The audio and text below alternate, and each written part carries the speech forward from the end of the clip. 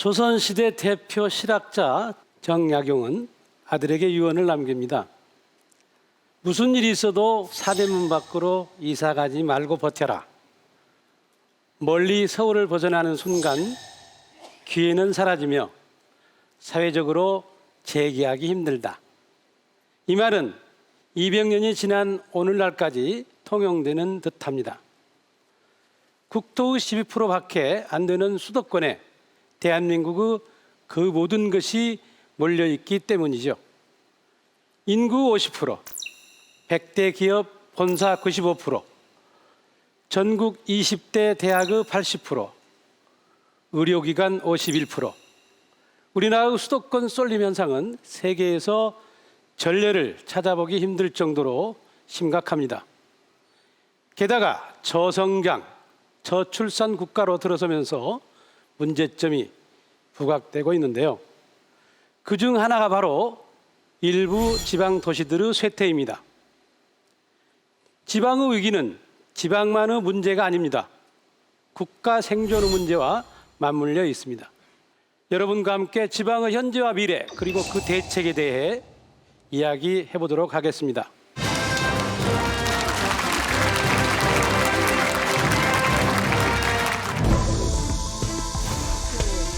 이거 빈집입니까?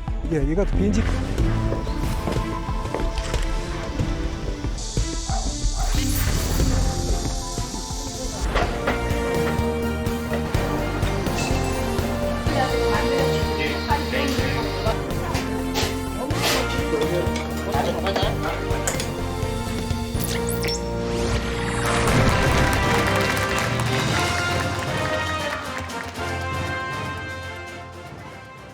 저는 섬진강변 조그만 시골 마을에서 평생을 살아온 사람입니다.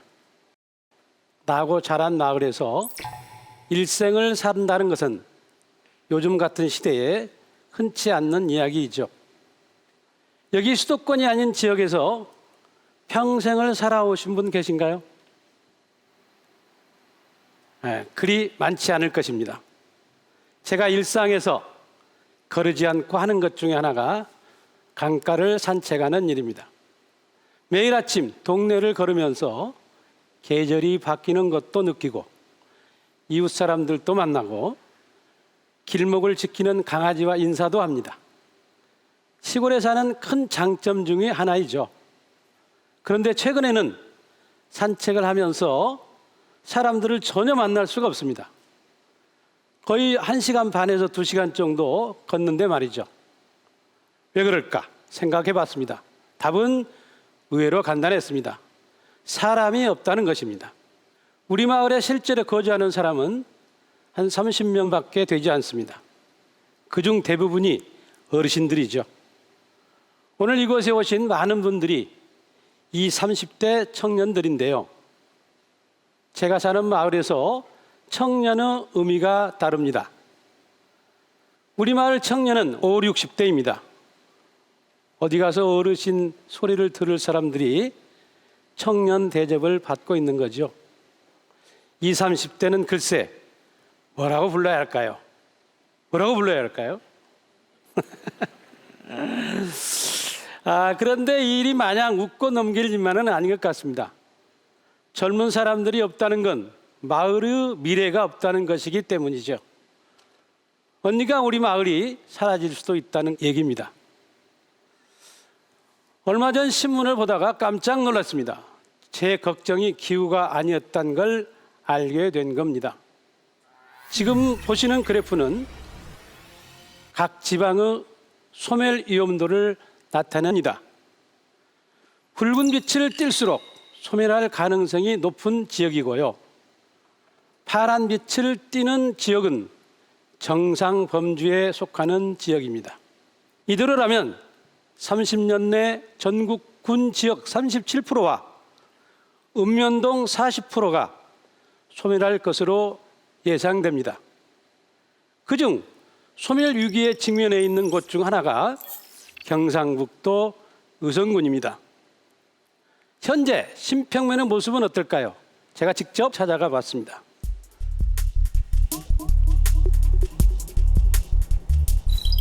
경상북도 의성군 신평면. 전국에서 가장 고령화가 심한 지역 가운데 하나다. 65세 이상 인구가 67%에 달한다.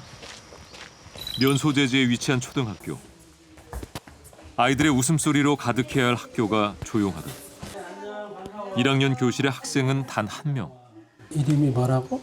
유교환이요. 교환이? 네. 교환 1학년이지. 네. 이 학교 1학년 한 명 너야? 선생님은 둘이 이렇게 앉아서 공부해? 제가 어렵다. 애가. 예, 같이. 혼자 공부하다 보니 모둠 활동이나 학급 활동은 불가능하다. 다른 학년의 사정도 다르지 않다. 5, 6학년은 함께 공부하는 복식 학급으로 운영된다. Hi, Minho. What did you do 학년별로 today? 다른 교육 과정을 이수하기 어려운 상황. My grandfather. I picked apples. 교사 역시 두 학년의 수업을 동시에 준비해야 하기 때문에 부담이 많다. 학교 끝나고 누구랑 놀아? 얘랑 상윤. 4학년, 5학년 이렇게? 네. 한 학년에 한 명밖에 없잖아요. 네. 그래서 뭐 친구들과 할 수 있는 모든 활동이나 아니면 뭐반 학급 활동을 하기가 불가능하고요. 예, 또 지금 수업을 동시에 진행해야 되기 때문에 네. 수업 시간이라든지 또는 뭐 활동에서 제약이 많습니다. 아이들은 초등학교를 졸업하면 마을을 떠나야 한다. 진학할 중학교가 없기 때문이다. 초등학교에서 멀지 않은 곳에 위치한 중학교. 70년대 개교해 2007년까지 운영되던 곳이다. 저희들이 이쪽에 학교 다닐 때는 한 500명 학생이 중학생들이요. 예예. 한 학년이 3개반으로 5, 60명 정도 됐으니까 한 학년이 160명 정도. 학교 건물은 흉물로 변한 지 오래. 아이들이 사라진 운동장에선 마을 주민들이 콩농사를 짓고 있다. 상급 학교 진학을 위해 떠나간 아이들은 마을로 다시 돌아오지 않는다. 남아 있네. 그 결과 마을의 모습도 많이 달라졌다. 지금 이게 이런 집이 지금 빈 집이죠. 예, 예, 빈집이고 저 위에 뒤에는 빈집. 사람이 저 이거 빈집. 빈 집입니까? 예, 이것도 빈집입니다. 아 저것도 빈 집이고. 예, 저것도 빈집이고 많이 그 빈집을 철거했습니다. 가장 먼저 변한 것은 집이었다. 그 사람이 살지 않는 빈집이 급속도로 늘어났다. 사람이 없는 농가에는 잡초만 무성하게 자라있다.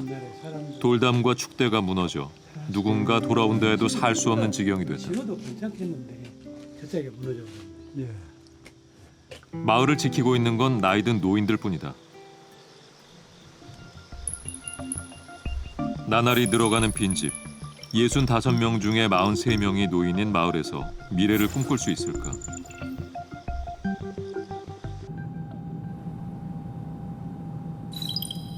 의성군의 다른 지역 역시 사정은 다르지 않다. 예. 이게 되살아날 과거 사람들로 가득 찼던 읍내. 하지만 지금은 유동 인구가 거의 없다. 퇴근 시간 무렵에 의성에서 가장 큰 상설시장이다. 그 전주서 제가 잠깐 살았는데 장 보는 사람들로 붐벼야 할 오후에도 손님들을 찾아보기 힘들다. 요즘 장사 잘 안 되죠? 힘들죠? 여기 오면 뭐 거의 없는 게 없으니까. 젊은 사람들은 없어요. 그래서 많이 죽어져. 내가 여기 시집 올 때는 뭐 포장 쳐놓고 이래 장사했는데 그때는 막 사람이 받들리 못 댕겼어요. 그런데 이제는 없어요, 사람이. 과거 21만 명을 웃돌던 의성군의 인구는 매해 급감해 현재 5만 3천 명 선까지 주저앉았다.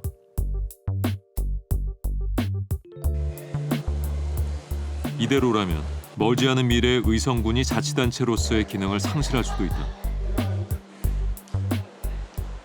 면 단위의 전통 시장들은 거의 이제 상권이 이제 소멸돼 가는 과정이고요.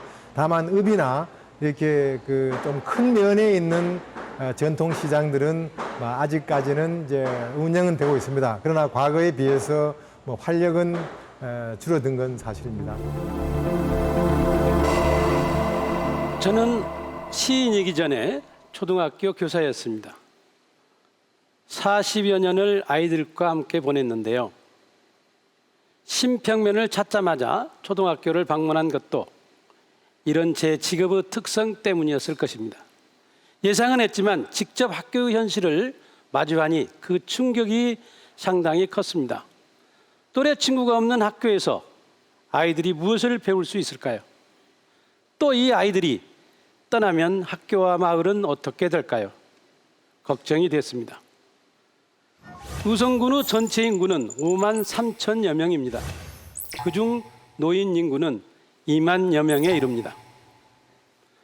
전체 인구 37.5%에 해당하죠.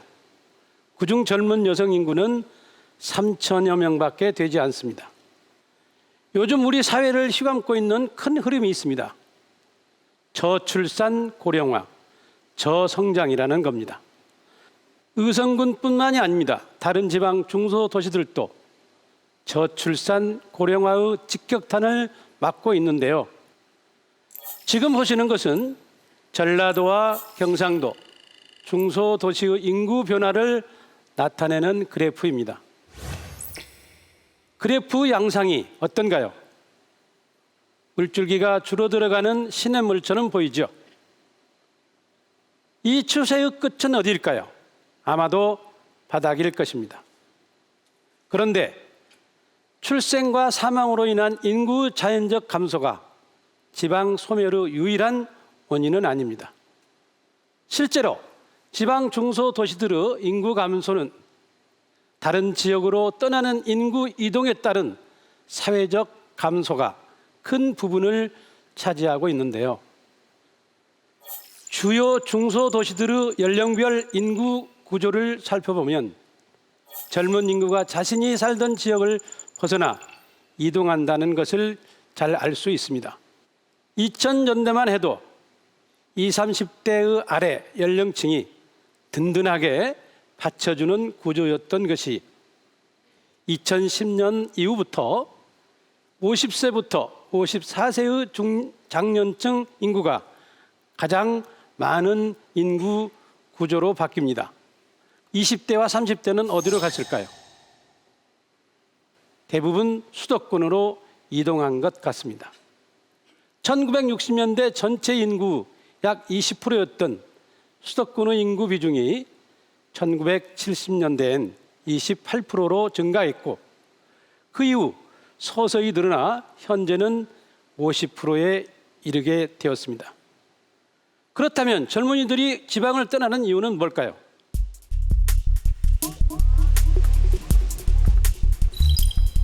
대구 광역시에 위치한 경북대학교.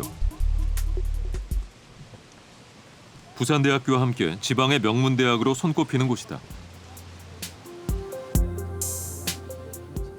학교 내에 마련된 짜플라자는 늘 만석이다. 취업준비생 김신혜 씨도 매일 아침 이곳을 찾는다.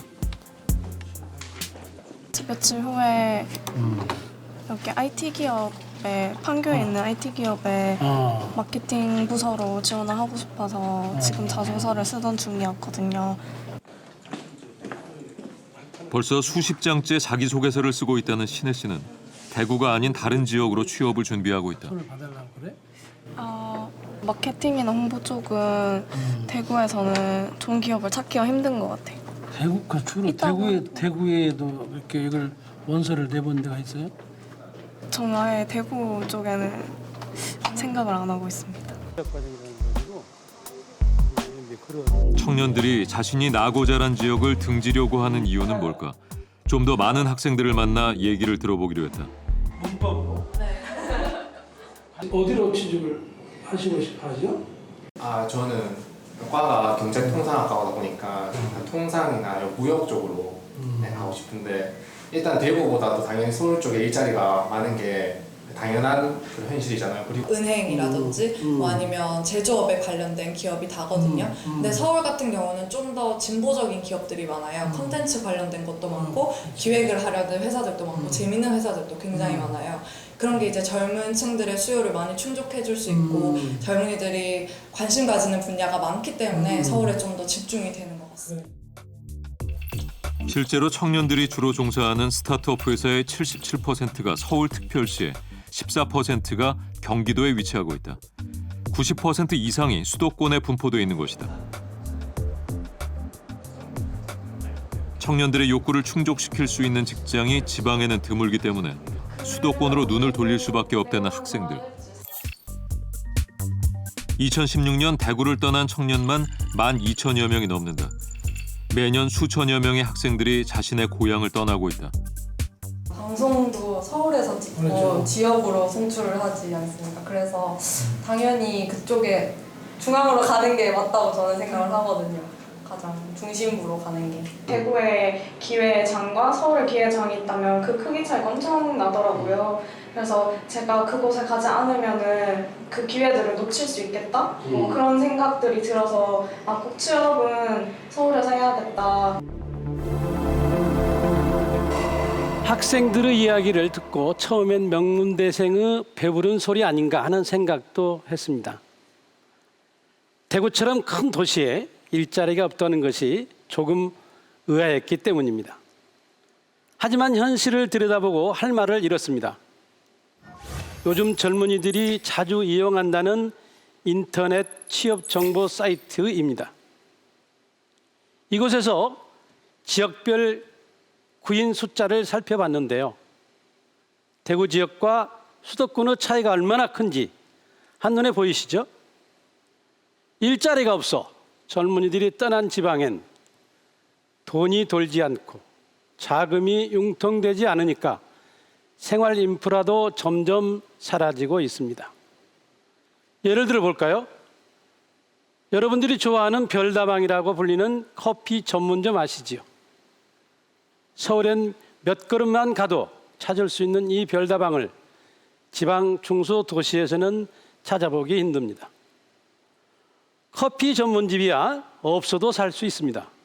하지만 생활에 꼭 필요한 것이 없어지는 건 어떻게 해야 할까요? 최근 은행은 지점의 80%를 폐쇄한다고 밝혔는데요. 120개의 지점을 25개로 축소한다는 것입니다. 살아남은 25개의 지점 중 21개는 수도권에 있고 단 4개만이 지방에 위치하고 있습니다. 비단 은행뿐만이 아닙니다. 산부인과를 지방에선 찾아보기 힘들다는 건 이제 놀랍지도 않는 사실이 되었습니다. 지방이 소멸하고 특히 수도권만 살아남는 사회는 지속 가능성이 있는 걸까요? 2014년 일본에선 마스다 보고서가 큰 파장을 일으켰습니다. 일본의 일부 중소도시들이 머지않아 사라질 것이라고 발표했는데요. 놀랍게도 절반인 896개의 지자체가 소멸 위기에 있었습니다.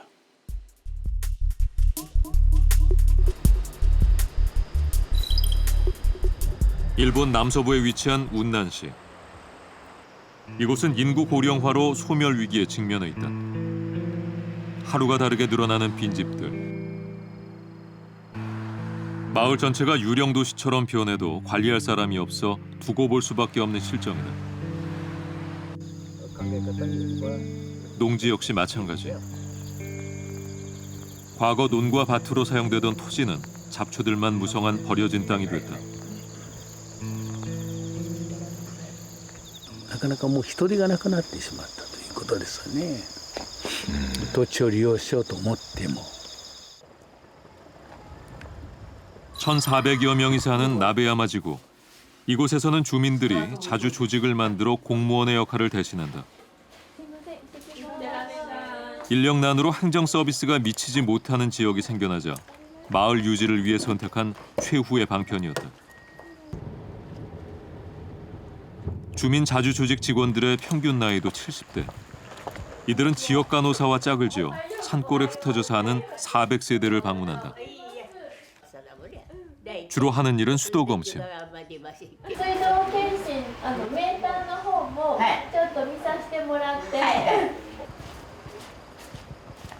2개월에 한 번씩 정기적으로 검침하고 장기 부재나 수도 계량기가 움직이지 않는 등 의심스러운 점이 있으면 즉각 시청에 통보한다. 검침과 동시에 복지 서비스도 제공한다.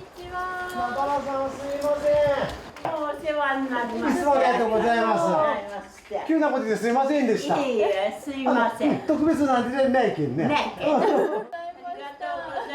독거노인들의 건강을 보살피는 것이다. コミュニティナースっていう、病院じゃなくてこんな風に地域の中で暮らしに寄り添う看護師がこれから高齢化も進んできてっていう中で必要だっていうことで 운난시의 또 다른 지역, 카케야추 하타. 한때 번화가였던 이곳엔 빈 상점들이 즐비하다. ここは自転車屋さん、オートバイ屋さんだったんですよ。看板がまだ残ってます。もうここも今住んでおられません。でこっちは文房具屋さんでした。文房具ははい。そうすると小学校が近く 식료품과 생활 필수품을 판매하던 가게들이 모두 문을 닫자 거리의 온기가 사라졌다. かつてここにも20数軒のお店屋さんがいろいろなお店屋さんがあったんですけども、50年ぐらいの間に一軒もなくなりまして、今お店屋さんが一軒もないんです。 가게들이 문을 닫으면서 마을에 남은 노인들은 생필품을 구입하는 것이 어려워졌다. 이른바 쇼핑 난민이 된 것이다. 이들을 위해 주민 자주 조직은 폐교를 재단장의 상점을 만들었다. マーケット、こちらが入り口でございまして、これはもともとの普通教室。 상점에선 생활에 필요한 거의 모든 것을 판매한다.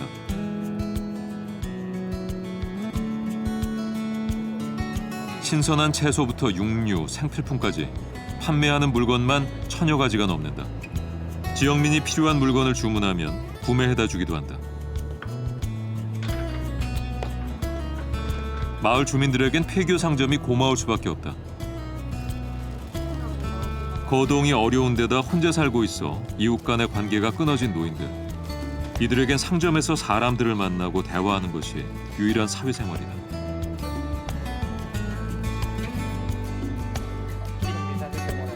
카지코 씨는 매일 이곳에 들러 저녁거리를 구매한다.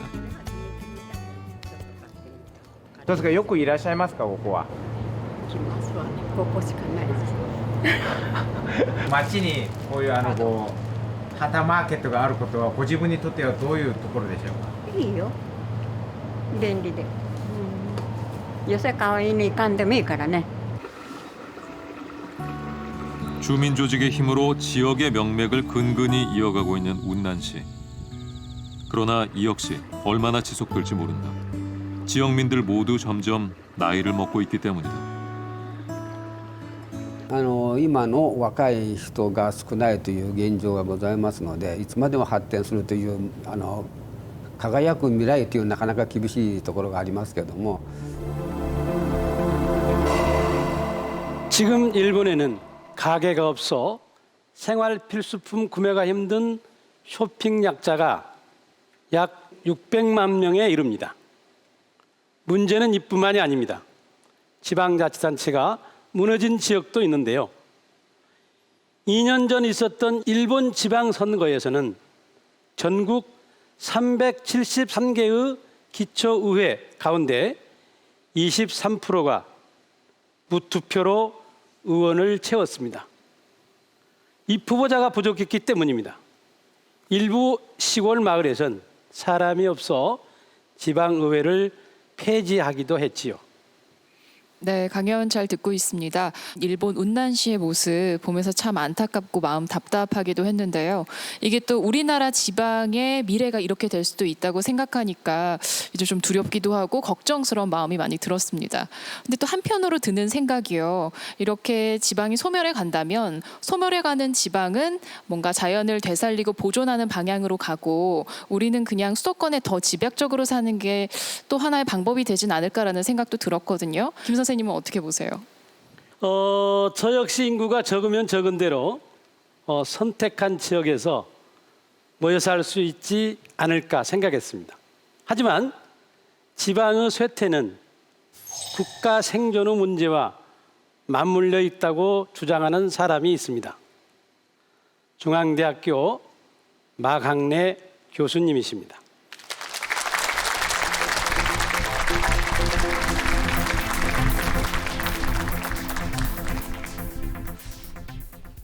지방 소멸이 서울에 살고 있는 나와 무슨 상관관계가 있을까라고 생각하는 분들이 많으실 겁니다.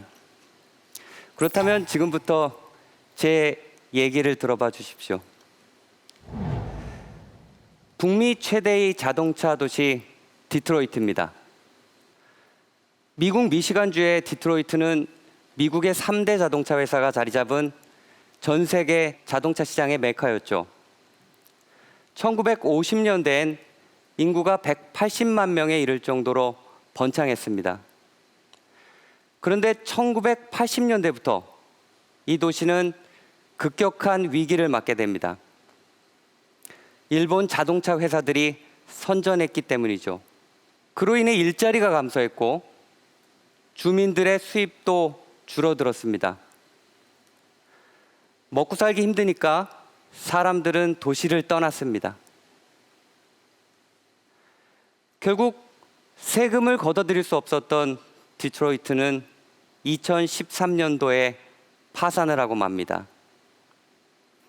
도시 파산 얘기가 나올 당시 이 도시의 인구는 90만 명 이하, 전성기에 비해 딱 반토막이 났을 때죠. 인구가 급속하게 줄어들면 도시는 견딜 재간이 없어집니다.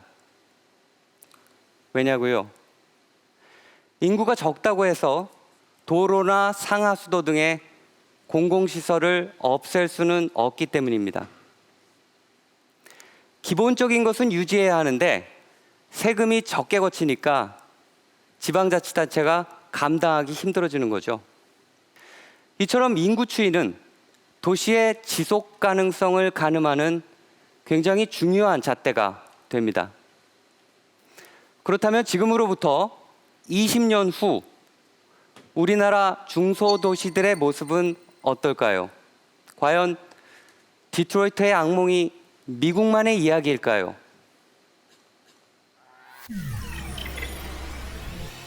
지금 보시는 지도는 2040년 대한민국 가상지도입니다.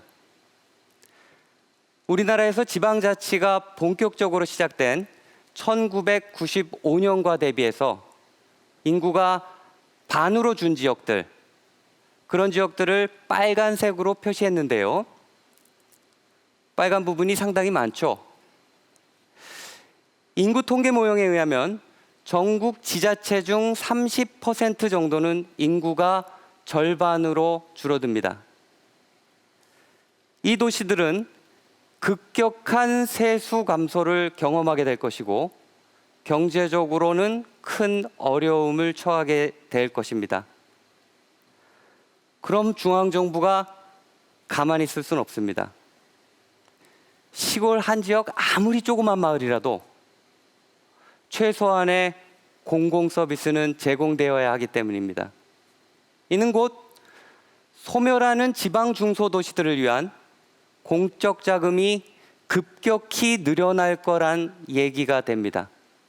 물론 그 비용은 우리 국민 모두가 부담하게 되겠죠. 인구가 헐렁하게 분포될수록 주민 1인당 투입 예산은 늘어납니다. 현재 지방 중소도시 1인당 투입 예산은 대도시에 비해 상당히 높은데요. 2001년 기준 대도시의 주민 1인당 소요 예산은 43만 원 정도였습니다. 군 지역에서 주민 1인당 쓰는 예산은 200만 원, 대도시의 4배 이상입니다. 그런데 문제는 격차가 점점 더 커져왔다는 사실입니다. 큰 변화가 없는 한 앞으로 그 격차가 더 벌어질 것으로 예상되고 있습니다. 지금으로부터 약 10년 후의 상황을 한번 예측해 볼까요? 대도시는 주민 1인당 250만 원, 군 지역은 1170만 원으로 나타납니다. 무려 5배 정도가 차이가 나죠. 30%의 지자체가 파산 위기에 직면할 2040년도엔 그 액수가 아마도 훨씬 더 커질 겁니다. 앞으로 우리는 파산 위기에 있는 지방 중소도시들을 살리기 위해서 엄청난 비용을 감당해야 합니다. 그렇다면 빠르게 쇠퇴하는 중소도시들을 어떻게 예전의 상태로 되돌릴 수 있을까요? 위기에 처한 일본이 선택한 방법을 살펴봤습니다.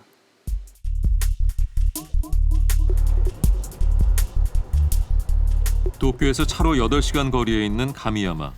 인구 6천 명의 작은 산골 마을이다.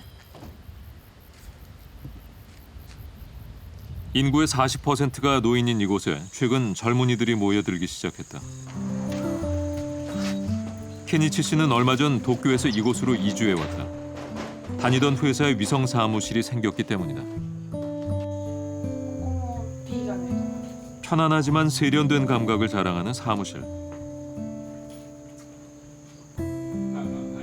기업체들을 대상으로 명함관리 서비스를 제공하는 이 회사는 직원들의 창의성을 끌어내기 위해 시골의 사무실을 만들었다. どうですか一番いいところはどういうところですかここで仕事やってて。すごい広々していてのどかなのですごい集中しやすいです。本社との連絡はどういうふうな関係で？オンラインビデオでやってます。 현재 가미야마엔 13곳의 IT 기업이 자리 잡고 있다. 청장년층 귀촌 1번지로 육성하기 위해 지자체가 적극적으로 나선 덕분이다. 가미야마는 회사들을 대상으로 사무실로 이용할 수 있는 고택을 소개하고 저렴한 가격에 빌려줬다. 이주를 결심한 사람들에겐 빈집을 제공하기도 했다. 특히 이 지역의 특성인 초고속 광통신망은 IT 기업들을 모으는 데 큰 역할을 했다. その光ファイバーを使ってで、空き家で都会からサテライトオフィスっていうのが設置されるようになりましてで、IT企業さんとかが活用するようになりました。 지역을 살리려는 지자체의 노력에 민간 단체들까지 합세했다. 실리콘밸리를 본따 그린밸리라는 이름을 만들고 일본 전역에 홍보한 것이다. 僕ら民間の立場で任意団体の立場で NPO なんかでじゃあ町の仕事を作ろうって言ってもこれ無理なわけですよね。だからまずやったのは空き家を準備してで仕事を持った人あるいはなんか作り出してくれる人を呼び込めば受け入れ側でこの仕事を準備する必要がないっていうことですよね。 민간 단체는 더 많은 청년을 마을로 불러들이기 위해 매해 직업 훈련도 실시한다. 이곳에서 IT 기술을 배우고 익혀 정착으로 이어지게 하는 것이다. ここはあれですね、IT ベンチャー企業が職業訓練やってます。はい。で、神山にで募集して、で全国から希望者っていうのがやってきて。 で今回だと10名ぐらいの応募に100名を募集に100名を超えるような人たちが応募されてシリコンバレーとか言葉をもじってグリーンバレー的な形でやってるっていう情報から入ってでこっちの方結構 IT 関係が進んでるなっていうイメージはあったので、田舎だろうが別にできる仕事じゃないですか。 なので抵抗感も全くなくっていう感じですね。はい。 이 과정을 통해 가미야마로 이주한 사람은 지난 10년간 134명. 그 결과 1955년 이후 70여 년 만에 인구가 증가했다. 마을도 점점 활기를 찾아가고 있다. IT 企業さんだけじゃなくて、ここ最近では ここにお店が2軒あるんですけど、オーダーメイドの靴屋さんとそれとお惣菜屋さん、お弁当とか作られてるお店ができてます。 적막감만 감돌던 산골 마을에 새로운 가게들이 생겨나기 시작한 것. 소멸돼가던 도시 가미야마를 되살린 건 바로 청년들이다.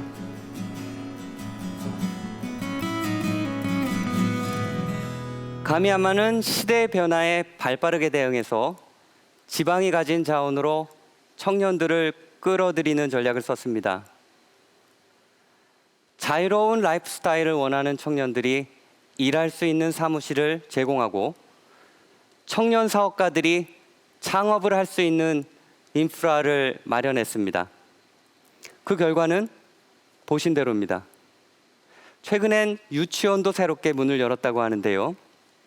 젊은 세대의 마을 커뮤니티가 형성된 겁니다. 놀랍죠? 물론 지금의 가미야마가 있기까지는 중앙정부의 뒷받침이 있었습니다. 일본 정부는 4년 전부터 인구 감소와 수도권 집중 문제를 해결하기 위해서 지방 창생 전략이라 불리는 마을, 사람, 일자리 창생 종합 전략을 세워 추진하고 있는데요. 이를 위해 총리 직속의 지방 창생 본부를 신설했습니다. 여기서 창생은 새롭게 만든다는 뜻인데요. 일자리는 사람을 불러 모으고 사람은 다시 일자리를 만드는 생기 있는 마을을 만들려는 목표를 가지고 있습니다. 창생이란 단어에는 지방이 새롭게 만들어지지 않는다면 소멸할 수 있다는 위기의식이 녹아 들어가 있습니다.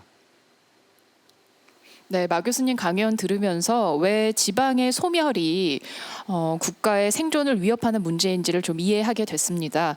또 우리보다 앞서서 이런 문제를 겪고 있는 일본이 어떤 식으로 이 문제를 해결해 나가려고 하는지도 살펴봤고요. 그럼 우리나라는 지방 소멸로 인한 부작용, 이런 문제들을 어떤 식으로 극복해 나갈 수 있을까요? 우리나라에는 지금 현재 226개의 기초자치단체가 있습니다. 이 중 30% 정도가 20년 내에 심각한 인구 감소 위기를 겪을 거라 예상되고 있습니다. 이런 위기 지역 중에서 놀랍게도 96%가 수도권 밖에 있는 지방의 도시들입니다. 이런 인구 감소 지역에는 뚜렷한 공통점이 있습니다. 그건 바로 일자리가 부족하다라는 점입니다. 위험 지역의 조건은 크게 두 가지입니다. 먼저 농업을 기반으로 하고 있는 지역. 둘째로 특정 산업의 집중도가 높은 지역입니다. 앞으로 4차 산업혁명 시대에 산업 구조는 빠르게 변화할 것이고요. 이 과정에서 도시 전체가 큰 타격을 입을 수 있기 때문입니다. 인구 감소의 위기라는 암울한 현실과는 달리 중소도시들은 도시 외곽에 신도심을 많이 만들어 왔습니다. 인구가 빠져나가는 상황에서 도시의 외곽을 개발하게 되면 어떤 일이 벌어질까요? 더 듬성해지겠죠. 그러면 도시는 힘을 잃습니다. 사람이 모여야, 그래서 빽빽하게 변해야 여러 기회들이 생겨납니다. 일자리, 교육, 문화, 여가 생활의 기회는 이런 빽빽한 환경에서 싹 틉니다. 그러니 인구를 압축해야 합니다. 교통이 편리한 곳에 흩어진 인구를 모으고 더 이상의 외곽 개발은 자제해야 합니다. 인구 10만 명 이하인 지방 도시에는 도심 하나, 인구 10만 명 이상은 도심 하나랑 부도심 한두 개로 집중해야 합니다. 그래야 인구 유출의 속도를 줄일 수 있습니다. 도시학자들은 이를 스마트 축소라고 부릅니다. 이 그림은 일본의 스마트 축소 전략 그림입니다. 일본은 어떻게 도시를 압축하려 하고 있을까요? 이 그림에서 도시 내 가장 노른자 땅이 도심입니다. 여기에 생활에 꼭 필요한 편의점, 슈퍼, 은행, 병원, 유치원, 주민센터 이런 기능들을 모읍니다. 그 후 이 도심 주변에 주민들이 거주할 장소를 정합니다. 이렇게 인구가 모여야 도시가 활력을 찾습니다. 선생님 그 압축 도시 전략을 쓰면 그 앞서 봤던 의성군이나 제가 살고 있는 임실군 같은 곳도 그 살아남을 수가 있을까요? 군 단위 지역들을 그 스마트 축소 처방을 해도 살아남을 수 있을 것 같지 않은데요. 제가 생각하기에 결국 행정구역을 개편해야 할 것 같은데 어떻게 해야 되겠습니까? 저도 지방에도 수도권과 맞먹을 수 있는 큰 권역을 만들어야 된다고 생각합니다. 현재 17개로 쪼개진 광역시와 도를 5개에서 7개 정도로 묶어서 지방을 광역화하는 게 필요하다라는 생각이 듭니다. 큰 도시 중심으로 일자리를 만들고 대도시가 중소도시랑 농어촌을 끌어안을 수 있게 해야 합니다. 대도시는 중소도시와 농어촌의 희생을 바탕으로 성장하기 때문입니다. 그러니 잘 되는 곳이 연대 책임을 가지고 힘든 곳을 끌어안고 발전해야 됩니다. 거점 도시에서 발생하는 이익을 쇠퇴 지역에 투자하는 방식으로 말입니다. 이것이 제가 생각하는 포용적 지역 발전 전략입니다. 이를 실현하기 위해서 광역 단위 행정구역 개편이 필요하다라고 봅니다. 이번에는 미래참여단의 질문 들어보도록 하겠습니다. 나오셔서 질문하셔도 좋고요. 또 의견을 개진해 주셔도 좋습니다. 미래참여단 권도환입니다. 행정 개편을 이제 해결책으로 말씀을 하셨는데 그 개편만으로 이 문제를 해결할 수 있을까라는 좀 의구심이 들어서 이제 질문하게 됐습니다. 우리나라 기초자치단체 수가 226개입니다. 226개가 의사결정단이다라는 겁니다. 226개가 보다 잘 살기 위해서 최선의 노력을 다하고 있는 상황입니다. 하지만 이런 상황에서 예산 사용의 효율성이 굉장히 떨어지고 있는 거죠. 광역화 시스템을 갖추고 그 안에서 대도시, 중소도시, 농어촌 도시가 서로 상생을 꾀할 수 있는 방안을 강구하자라는 거고요. 저는 그 전주의 한 사립대학에서 근무하고 있는 9년차 교직원입니다. 거점 대도시를 만든다는 얘기는 서울과 비슷한 여러 도시들을 만들어낸다고 들리거든요. 사실 거점 방식이라는 단어에 거부감을 가지고 계신 분들이 상당히 많습니다. 그래서 저는 지금 우리가 국토균형 발전이라고 한다라면은 수도권과 비수도권의 대립구조 속에서 이런 게 논의가 되어 왔거든요. 만약 그렇다라면은 수도권에 대항할 수 있는 다른 이제 비수도권 지역에서의 대도시권을 키워서 뭔가 수도권과 경쟁을 할 수 있어야 국토균형 발전을 이룰 수 있지 않을까라고 생각을 하는 입장이고요. 제가 지방도시 답사를 하면서 가장 마음 아프게 생각했던 부분이 있었어요. 어느 지방을 가든지 똑같아요. 예전에 제일 잘 나갔던 이런 도심에 가보면은 프랜차이즈가 지역의 특색이 있던 그 소상공인들을 몰아내고 있어요. 서울의 중심시가지를 베끼는 과정에서 지방 중소도시들이 지역색을 잃어가고 있고 그러다 보니까 경쟁력이 없어지는 거죠. 지방의 특성이 살아나지 않는 압축은요. 나중에 대도시랑 연계되면요. 그 빨대 효과로 쪽 빨릴 수 있어요. 더 인구가 더 빠르게 줄어들 수 있어요. 저희가 주의해야 될 부분입니다. 이게 패키지로 가야 돼요. 압축 전략과 함께 지방의 특색을 어떻게 살려야 되는지에 대한 고민이 들어가야 된다라는 생각이 들고요. 그를 위해서 미국에서 시행하고 있는 정책들을 좀 고려해 볼 필요가 있습니다. 그거는 도시계획 조례에 이런 프랜차이즈의 면적, 형태 이런 것들을 규제하면서 그 지역의 토박이 상공인들이 살아남을 수 있게끔 하는 환경을 제공하는 거죠. 저는 그게 너무너무 중요하다고 보고요. 그래야 지방이 경쟁력을 가질 수 있다라고 봅니다. 지역 인재 관련해서 가산점을 주는 경우가 가끔 있는데 이 부분이 과연 실제로 지역 인재 유출을 방지할 수 있는지 그 실효성이 의심되고, 그리고 과연 교육과 취업을 연계할 수 있는 좋은 방안이 있을 수 있는지 의견을 여쭤보고 싶습니다. 사회적 인구 감소는요, 인구 이동으로 인한 감소입니다. 근데 지금까지 지방 중소도시가 어려웠던 이유는요, 이런 사회적 인구 감소가 굉장히 큰 영향을 줬어요. 그러니까 그만큼 인구 이동이 많았다라는 거죠. 빠져나간 인구가 어떤 특성을 가진 인구인가 조금 더 자세히 들여다보면은 젊고 유능한 인구들입니다.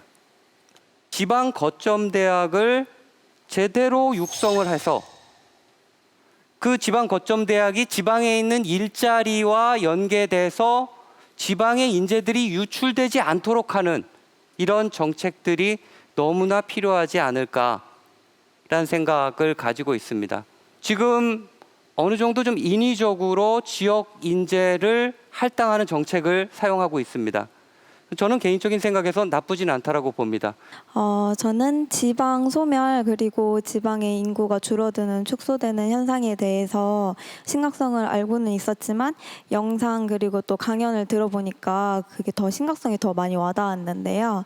그렇다면 이런 문제에 직면하고 있는 의성군에서는 위기를 극복하기 위하여 어떤 노력을 하고 있는지.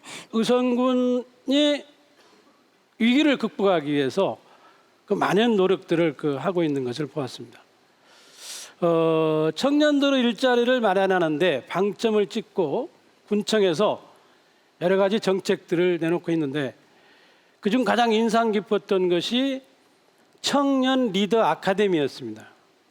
자체적으로 리더들을 길러내는 그런 일종의 만들어진 학교라고 볼 수가 있겠죠.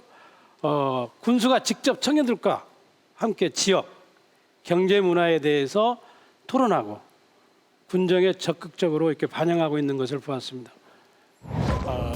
말씀하신 축도시 우리가 그전에 얘기한 마스터 보고서를 많이들 지금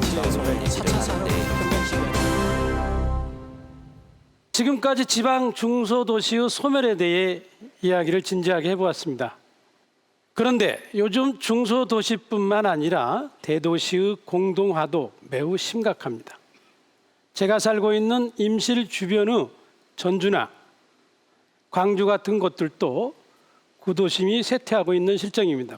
지역 외곽에 대규모 아파트 단지가 들어선 신도시가 개발되다 보니 사람들이 구도심을 등지고 있기 때문입니다. 사람이 하나씩 빠져나가다 보면 구도심이 유령도시로 변하는 건 순식간입니다. 주민들이 흩어져 교류 없는 구도심은 인구 유출이 가속화되면서 슬럼화되고 있는데요. 그런데 청년을 활용해 대안을 찾는 도시들도 있습니다. 바로 광주의 발산마을입니다.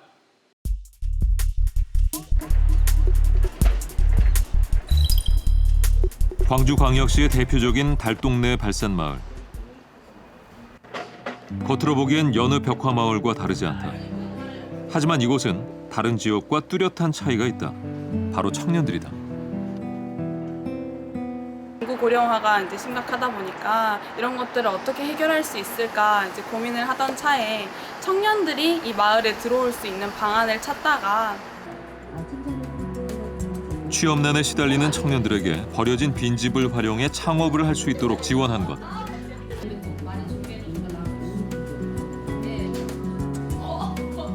올해 27살인 오유연 씨는 버려진 단독주택을 보수해 카페를 열었다. 광주시가 보수 비용과 1년치의 월세를 지원해 유연 씨의 부담을 줄여줬다. 할머니들 역시 유연 씨의 도전을 응원해줬다. 우리가 자두청도 만들고 매실청도 만들고 다 해봤어요. 얼른 부자 되라고 헬메스 음료라는 메뉴 개발하면서 이 마을에 같이 협업할 수 있는 관계가 됐고 할머님들과 저의 대화에서 느낄 수 있는 힐링 공간이 된 것 같아서 스스로 굉장히 공간에 만족을 하고 있습니다. 지금과 같은 변화가 있기 전 발산마을은 빈집과 쓰레기로 넘쳐나던 낙후 지역이었다. 7, 80년대 여공들의 주거지였던 이곳은 방직 공장과 함께 쇠락의 길을 걸었다. 젊은이들은 떠났고 마을엔 노인들만이 남았다. 도시가스도 들어오지 않는 열악한 주거 환경 역시 문제였다. 발산마을 주민들에게 제공하는 도시가스, 전기시설이라든가 낙후된 치약 여건 개선 사업에 올해는 치중을 하고 있고요. 마을의 변화는 할머니들의 삶도 바꿨다. 마을에서 일하는 청년들을 위해 시작한 할매 밥집은 유명세를 타 관광객들에게 판매하는 수준에까지 이르렀다. 빈집과 쓰레기로 넘쳐나던 발산마을은 청춘이라는 이름을 달고 새로운 바람을 불러일으키고 있다. 청춘 발산 마을 만든 게 좋지. 마을이 깨끗해지고 좋고 아가씨들이 버글버글 학생들이 버글버글 얼마나 좋아. 우리가 살고 있는 이 시대를 뭐라고 부르는지 아십니까? 감소 시대라고 합니다. 인구는 물론이고 투자와 생산, 노동의 기회, 발전 가능성 등 모든 것이 감소하고 있기 때문인데요. 그로 말미암아 지방도 소멸의 길을 걷고 있습니다. 지방 중소도시의 소멸은 해당 도시만의 문제가 아닙니다. 인구가 나가는 곳과 인구가 들어오는 곳 모두에게 큰 부담을 안겨줍니다. 사회 전체가 부담해야 할 천문학적 비용도 예상됩니다. 깨진 유리창 이론이라는 것이 있습니다. 문제가 조그만할 때 빨리 고치지 않으면 걷잡을 수 없이 그 문제가 커진다는 건데요. 이젠 모두 지방의 문제에 눈을 떠야 합니다. 문제가 더 커지기 전에 대안을 마련해야 합니다. 자연을 벗삼아 사는 시골 시인 저 김용택은 앞으로도 지방의 변화를 기록하며 지방에서 살아가고 싶습니다. 감사합니다.